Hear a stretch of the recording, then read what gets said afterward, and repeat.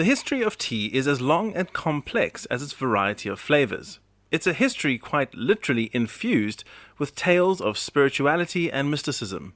It has evolved over the ages to become world-renowned for its science-backed health benefits. Growing up in South Africa and being heavily influenced by our British Commonwealth status, we are a country that knows and loves its tea. I didn't drink coffee until well into my teens, and even then it was of the instant variety, which didn't do much to convince me of its superiority. However, the boom in artisanal coffees here in Cape Town, especially over the last decade or so, has definitely gone a long way to changing that opinion. But on a cold winter's day, there's still only one drink that hits the spot. And for me, that will always be tea. Now, I know that just saying tea is like saying I like watching a football team. It puts you in the general area, but it doesn't really give you much to go on. We predominantly drink black tea, otherwise known as Ceylon tea, named after the country now known as Sri Lanka. However, South Africa is also the country of origin of a now mostly world-famous tea that in the Afrikaans language is known as rooibos, directly translated as red bush. But I'm getting way ahead of myself. To find out the true origins of tea throughout history, we need to go back almost 5,000 years.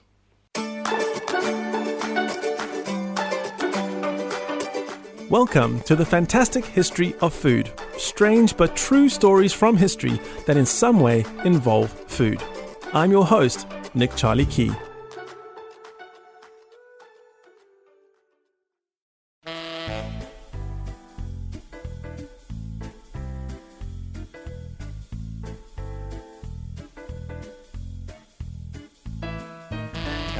Welcome to True Girls, the podcast where two girlfriends tell you the true stories of fascinating women, both past and present. Stay true. Hi everyone, I'm Kayla, one of the hosts of the True Girls podcast. True Girls is a podcast my best friend Mel and I started to highlight incredible women. We take a deep dive into their lives in a podcast that is funny, emotional, but most importantly, informative. While we may occasionally go down the rabbit hole discussing our husbands, who also happen to be best friends, and our lives, each episode serves to shed light on a woman who may otherwise have been forgotten or ignored. So check out True Girls today. We'd love to have you stay true with us.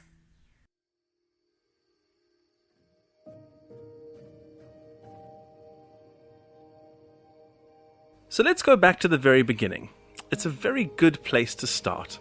And here in 2737 BC, we meet the Chinese Emperor Shen Nung, who was said to be a big fan of taking naps under a particular tree known as Camellia sinensis. A little bit away from him was his manservant, who, due to a royal decree, was boiling some water for his master to make it safe for drinking. Because this was very much the age of heating over a fire, the process could be a long one, and while the water was coming up to temperature, a breeze picked up and began to rustle the leaves and branches overhead. As the branches swayed, a few of the Camellia sinensis leaves fell down around them, with a few landing directly into the pot of boiling water. The servant at first didn't notice them, and so they were allowed to steep in the water for a good few minutes. When the servant finally did spot them in his master's water, he quickly plucked them out.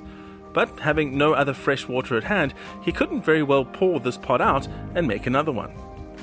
The emperor awoke from his nap, and the servant sheepishly handed him his cup of tea, hoping that the emperor wouldn't notice anything amiss. The emperor, still a bit groggy from his nap, took a sip of water from the cup, and instantly his head snapped up. He locked eyes with his servant and said, "What did you put in my water?" The servant was understandably terrified. This was how it all ended, he was sure. He began a stuttered response, telling the emperor all about how the leaves had fallen in the water while it was boiling, and there was no other water with which to replace it, so he had served it as is to the emperor. He was terribly sorry, and was prepared for whatever punishment the emperor saw fit. The emperor's face, however, creased ever so slightly into a smile, as he said, "Punishment? There will be no punishment for you this day, for what you have made invigorates me and tastes equally as good." He took another sip, and then another, until the water bowl was empty. And from that day, the emperor would commission his servants to bring him his drink each and every afternoon, and more than that even, but to begin seeking out the leaves of other trees and bushes that could be used in a similar fashion. There are other stories out of India that swear blind that tea first originated in their country and was taken to China many years later. Indians believe that the Buddhist saint Bodhidharma, the founder of Zen Buddhism, took it with him on his travels to China to teach his message.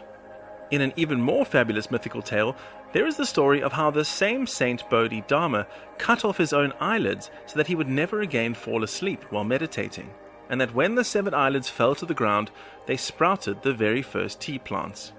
Now, the stories I've mentioned are great examples of fables passed down from generation to generation, and while we have no concrete proof of the exact origins of tea and when it became a mainstream staple, it's stories like these that, excuse the pun, add flavor to the history of such a simple but enduring part of our lives. In both ancient Chinese and Indian cultures, however, tea has at one time or another been recorded as an aphrodisiac, a food preservation method, a medicinal drink, and simply a staple daily beverage. It has been mentioned in the Kama Sutra, and possibly most notably was the subject of one of the very first books ever written that was solely based around a single topic, having been written by the Tang Dynasty writer Lu Yu.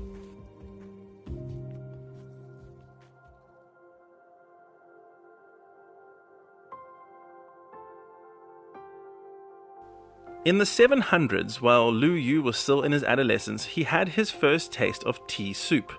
At the time, he was plying his trade as an aspiring writer, and, rather interestingly, also as a professional clown. It's most likely that he'd first tasted this tea soup at a Buddhist monastery near his childhood home. To say that he was unimpressed by the flavor is an understatement. With him writing later, it tasted like ditch water.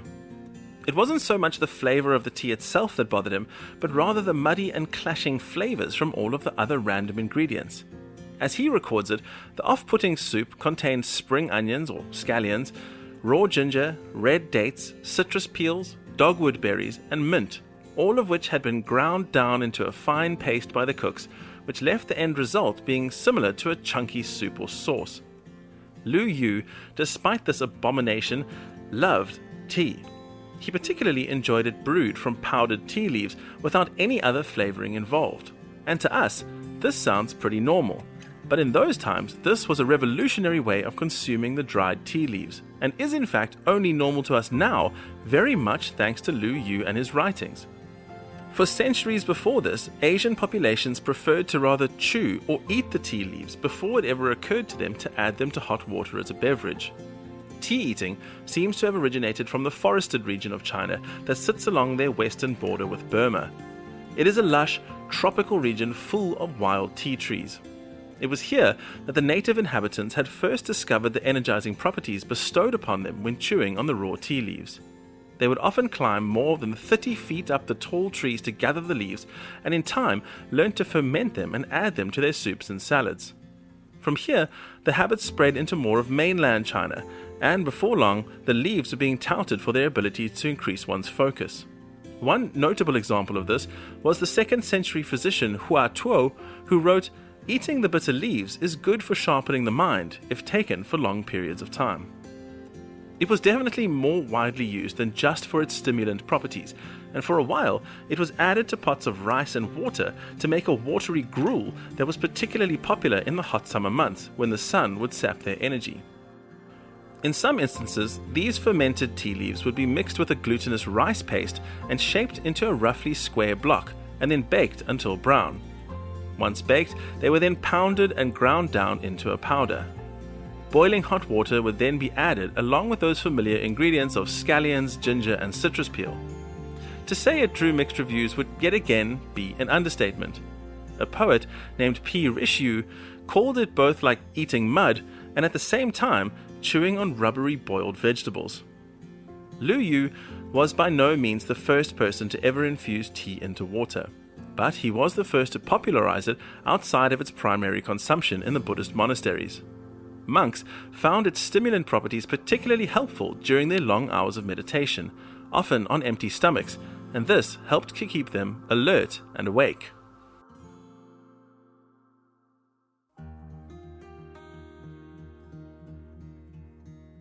It was from the Buddhist monastery near where Lu grew up that he first discovered and fell in love with this method of preparing and consuming the drink. He had been taken in by one of the local monks after his parents had both died while he was young. Lu's love for the drink, being brought to him in such spiritual surroundings, lent an air of mystique to the beverage, and he believed that it contained magical properties that would be lessened or even negated entirely if mixed in with such mundane ingredients like rice. He frowned upon the soups and gruels and advocated for it to be consumed solely with hot water and a tiny hint of salt. In Lu's seminal writing, simply titled The Tea Classic, he stressed to his readers the importance of using pure spring water and the finest tea powder possible. He advocated for high-quality implements like charcoal burning stoves and high-quality methods like whisking the powder until it foamed at the top of the bowl. If you followed his steps exactly, it would, in his words, rival clarified butter and even refined sweet dew beer, which at the time were the gold standard when it came to ancient culinary excellence. Lu's book went whatever the ancient version of viral was, and within the ensuing 50 years, he had made an indelible mark on the Chinese culture. At one point, tea vendors would make pottery statues of him and worship him as their patron saint. It was another stroke of good fortune while performing as a clown that he was declared an extraordinary talent by one of the local governors who had come to watch his show. This governor offered to pay for his education, and through his connections allowed Lu access to the elite in Chinese society. He himself became somewhat of an upper-class darling, and the tea classic an influential piece of literature amongst the upper crust. It became so influential, in fact, that it very well may have saved the Tang dynasty rulers from being overthrown. In the middle of the 8th century, the Lu Shan rebellion revolted against the country's royalty. The Tang dynasty rulers at the time were renowned for their wild parties and drunken lifestyles, but were forced to sober up when faced with this existential threat. They took hold of Lu's writings and swapped wine and beer for the powerful and invigorating tea leaves and hot water. It was this almost universal adoption of tea by society's elite that led to its flourishing. By this time, the tea ceremony had become such an important part of Chinese culture that the Tang rulers declared tea to be the national drink of China.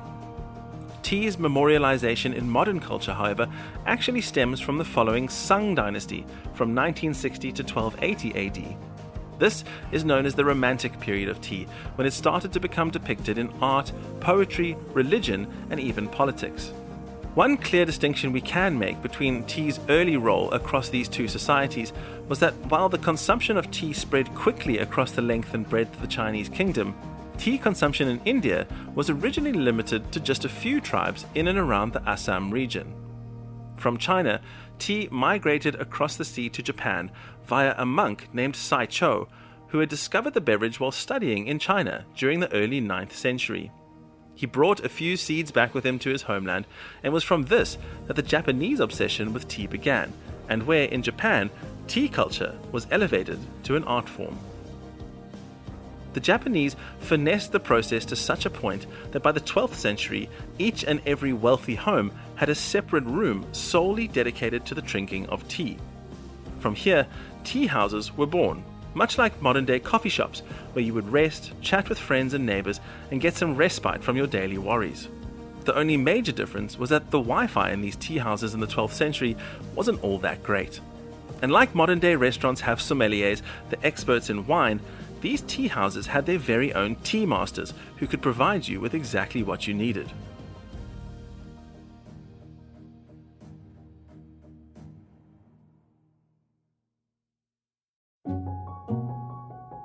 Taking the next step in your life takes courage. Whether you are an individual, an organization, or a corporation, Dr. Binyamin Klempner, or Dr. B for short, is going to help you take that next step. You are the star of your story, and no matter what your goals are, Dr. B will help you reach them. He works in highly structured, highly focused one-on-one sessions in either 6 or 12-week modules. You will choose a goal, dive into an expressive project, and uncover more about your inner archetypes and how to utilize them in moving you forward towards your goals, while at the same time understanding why certain aspects of them may be what's holding you back from taking that next step. For more information or to book your sessions with Dr. B, go to yourcoachdrb.weebly.com or simply click the links in the show notes for this episode to read more about his process or even contact him directly via the WhatsApp link. and take control back today. Hi there, my name's Elliot Gates, the host of the Anthology of Heroes podcast. Every 2 weeks I share epic tales of heroes and villains from across the globe. Far from the dry, dull speeches of politicians you were forced to memorize in school, I'm bringing you some of the most fascinating stories you've never heard of. Through knife-edge victories, defiant last stands, and epic final speeches, you'll learn about the lives of the most fascinating individuals to ever walk the face of the earth.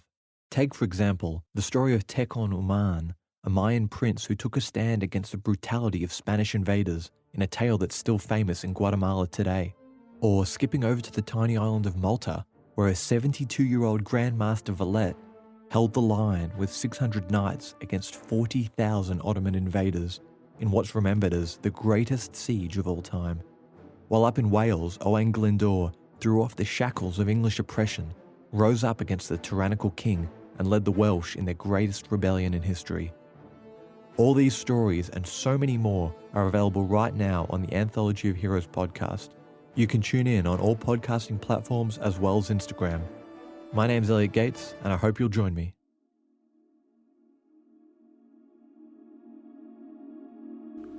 The Japanese tea masters would drink their tea rather similarly to Lu Yu, grinding the dried leaves into a fine powder and drinking it by the use of a whisk in a chawan bowl, which was a small ceramic bowl that could also be used for serving rice. Today, this practice lives on most famously in what we know as matcha green tea. To finish this episode and to close the chapter on this whirlwind history of tea in Asia, before we move on to tea's migration to the West, I want to finish with another fable, all about how one of China's most famous green tea varieties got its name. The tea in question is called Bi Luo Chan, and historically has been grown and harvested in China's Jiangsu province, specifically in the West Dongting mountain range. The small and fragile leaves are characterized by a very specific look, curled up to look like snail's shells. As the story goes, there was a beautiful young girl living next to the mountain whose name was Bi Luo Chan. Every day as she went about her business, she would see a young fisherman fishing in the nearby Tahui Lake. They would chat in passing, making eyes at one another, until one day they fell head over heels in love. The boy's name was Jiang. They began to plan their wedding together and were making decisions for their life as a married couple, when one day an evil dragon emerged from the depths of Tahui Lake. The dragon had, just like Jiang, also fallen in love with Bi Luo Chan, and had now emerged determined to make her his wife. Being that he was a dragon, and dragons were also historically magical, he threatened her and the rest of the townsfolk that should she refuse him, he would make each and every one of the villagers suffer in terrible agony. Bi Luo Chan knew she couldn't say no to the dragon, and so begrudgingly agreed to his request. The dragon told them that he would return in 3 days to marry her, and in that time the people were to prepare for the ceremony. When Jiang found out about this, he was furious.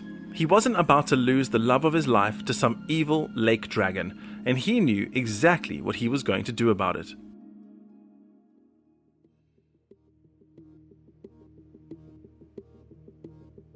He went to his fishing gear and he grabbed his largest and sharpest harpoon. He took his boat out into the very center of the lake, and when he got there, he took a few deep breaths before diving over the side of the boat, harpoon firmly gripped in his right hand. The townsfolk who had gathered along the shoreline to watch gasped in horror as the lake slowly began to turn a deep shade of red. Minutes passed in silence until all of a sudden, Jiang's head and shoulders broke through the surface of the water. He had done it. He had slain the dragon. But as they watched, they noticed that he was struggling to stay afloat. A boat rushed out to him and dragged him on board. He was badly hurt and losing a lot of blood. Before they could return him to the shore, he had slipped into a coma. Bi Luo Chan was distraught and carried Jiang back to her house to nurse him back to health as best she could. Days went by and nothing she tried seemed to work. Frustrated and desperate to find a cure, she decided to hike high up into the mountains in search of some herbal medicines. When she reached the very top of the mountain, she discovered a small tea tree. And although it was still only early spring, the new buds had already begun to sprout. The air up in the mountains was still very chilly, and in an attempt to hasten the growth of the tea tree buds, she began enclosing each bud one at a time inside of her mouth, breathing warm air onto it. To her surprise, it worked, and soon she was able to pick some leaves from the tree. She hurried back to her house and quickly boiled them up to make an invigorating tea for Ziyang. As soon as the medicinal tea touched his lips, color started returning to his face, and he opened his eyes for the first time in days. He was still unable to move very much though, so Bi Luo Chan decided she needed to pick some more leaves from the tree, and so up the mountain she went once again. This time, in order to keep the leaves warm, she stuck them to her skin inside of her big jacket until she returned home again to present the tea to Ziyang.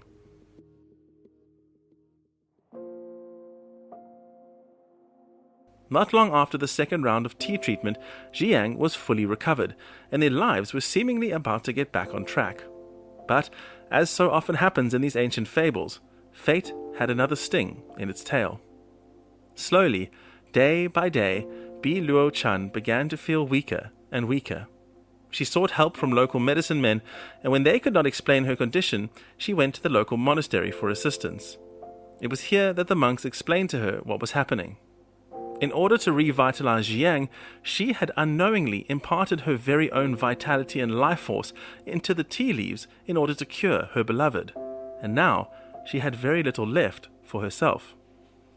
A few days later, while lying in Ziyang's arms, her eyes gently closed, and with a smile on her face, she slipped into a never-ending sleep. Ziyang was devastated by her death, but he knew what he had to do to honor her memory. He wrapped her up warmly and carried her to the top of Dongting Mountain, burying her at the foot of the small tea tree that had saved his life, but robbed her of her own. And from that very day, the tree began to grow larger and larger, producing the most magnificent tea leaves of far superior quality to any other. It was in memory of this brave young girl that the leaves from this tea tree became known as Bi Luo Chan.